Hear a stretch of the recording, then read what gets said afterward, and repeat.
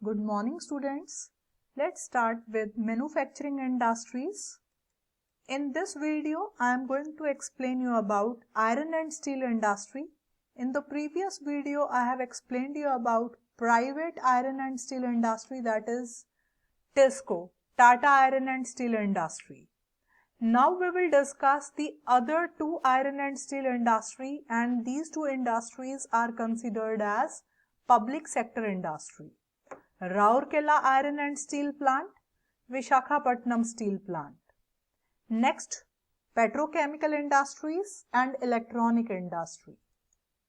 So let's start with Raigarh Steel Plant. Raigarh Steel Plant is located in Odisha.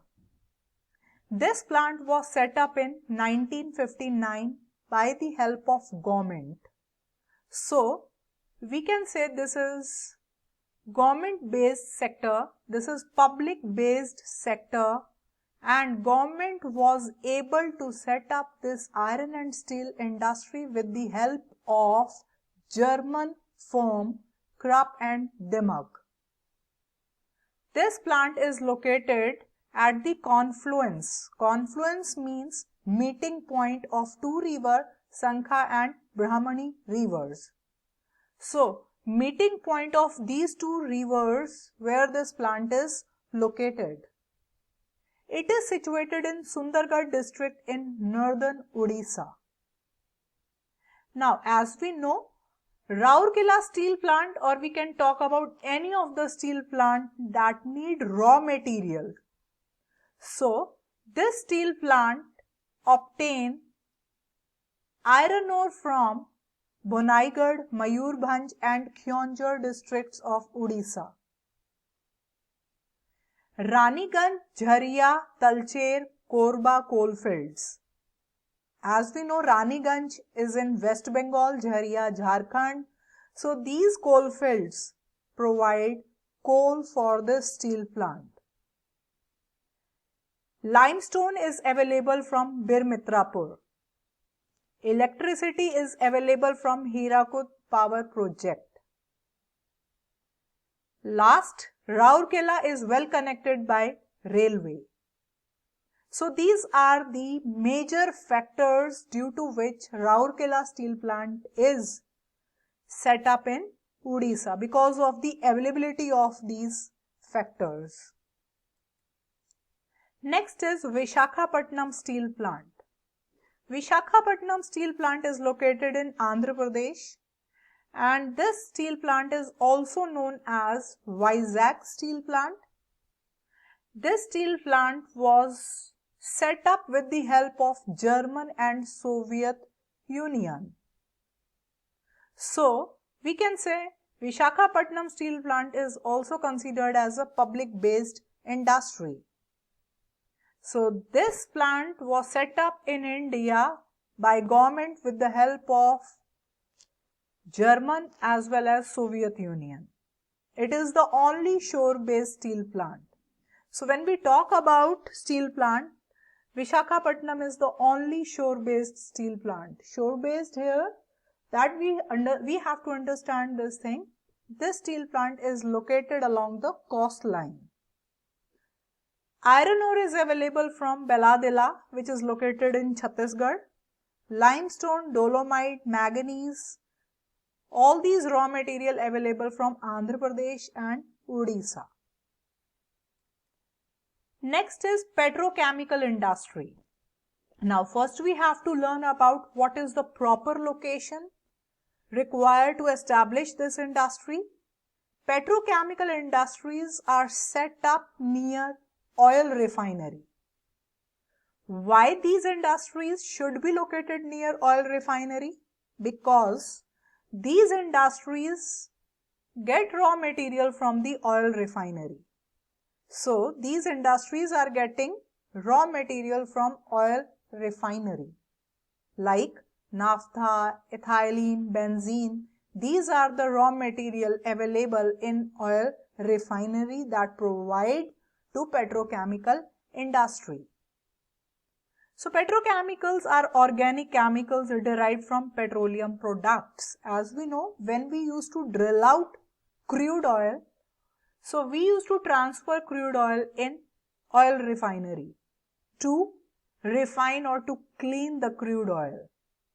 And one side we get the petrol, other side we get the byproducts like naphtha, ethylene, benzene, and these raw material, or we can say the byproduct that we get after refining the crude oil. So these are required in petrochemical industry. Now we have to learn what petrochemical industries are making.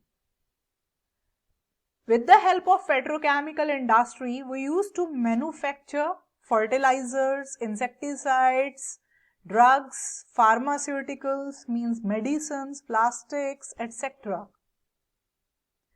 Nowadays, if we'll see, petrochemical products are rapidly replacing traditional raw materials. Like earlier, whatever the raw material we were using for making footwear or for any other thing, so in place of the traditional raw material like rubber, jute, cotton, we are using petrochemical products. For example, earlier leather footwears were used. Now leather footwear is being replaced by plastic and synthetic footwear. Steel pipes are replaced by PVC pipes. Steel containers are replaced by plastic containers. Cloth and jute bags are replaced by polythene bags. Now we have to understand the advantages of all petrochemical products that we have, learned here. That, in the previous slide I have shown you that, the leather footwears are replaced by plastic footwear.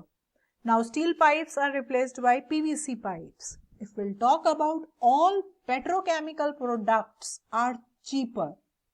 These are not expensive as steel pipes, steel containers, cloth and jute bags are very expensive comparatively to petrochemical products. So we can say most of the people that lie in the middle class, so they can afford these petrochemical products because these are cheaper.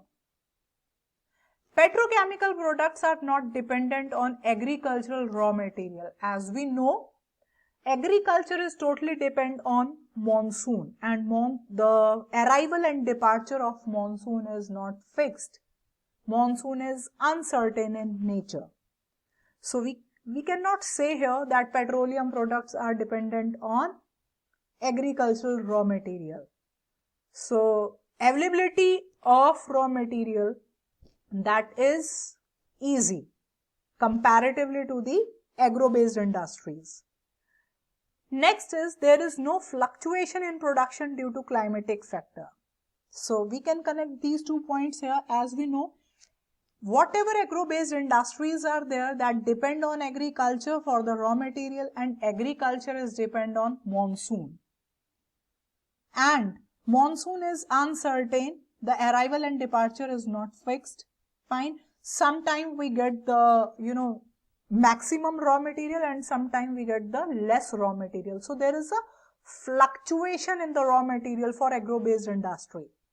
But we can't say there is a fluctuation in the availability of raw material for petrochemical industry because it is not dependent on agricultural raw material. Next is electronic industry.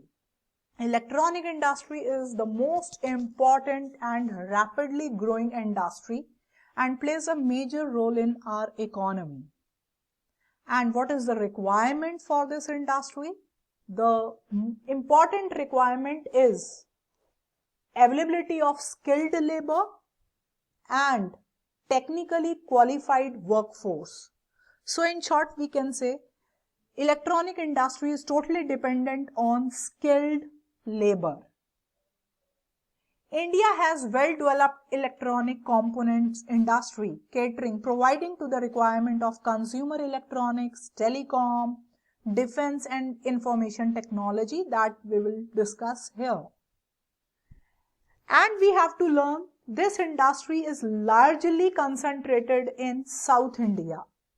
And we all know Bengaluru is the electronic capital of India. So we consider Bengaluru is the hub of electronic industry. That's why it is called the electronic capital of India. The Indian telephone industries, Hindustan Machine Tools are in Bengaluru. Bharat Electronics Limited has manufacturing units in Hyderabad, Chennai, Ghaziabad and Pune. So we can say most of the electronics industries are located in metropolitan cities, or most of the industries are located in South India, especially Bengaluru, Chennai, Hyderabad. But some industries are located in Delhi, Ghaziabad. Okay, now come to the next point, consumer electronics. Consumer means we people, that we are purchasing goods from the market. So we are considered as a consumer. So consumer electronics sector has been a leading catalyst for Indian electronics industry. Why? So we can say consumer electronics also play a major role in our economy, because this industry that manufacture flat screen TVs, DVD players, video games, laptops, desktop computer, printers, etc. And we know nowadays each and every person is dependent on these electronic goods.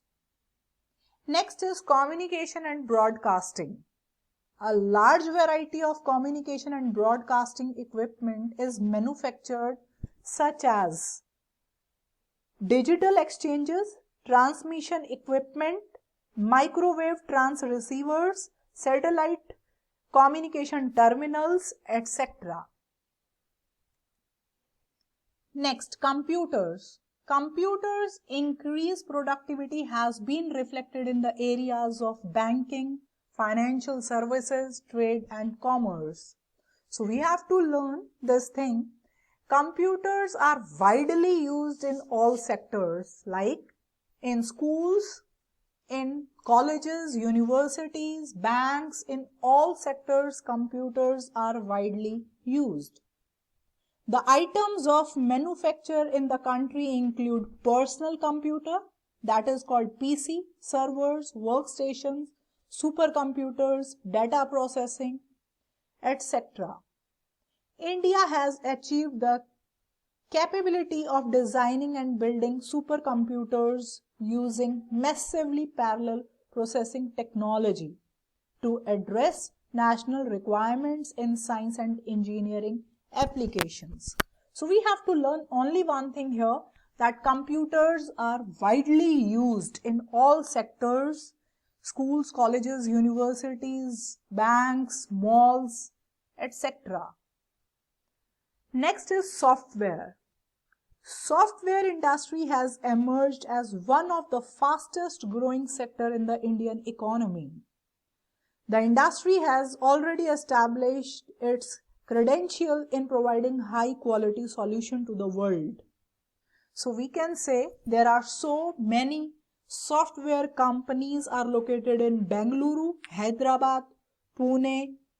So these are considered as Silicon Triangle. So what is the requirement for the software industries or software companies?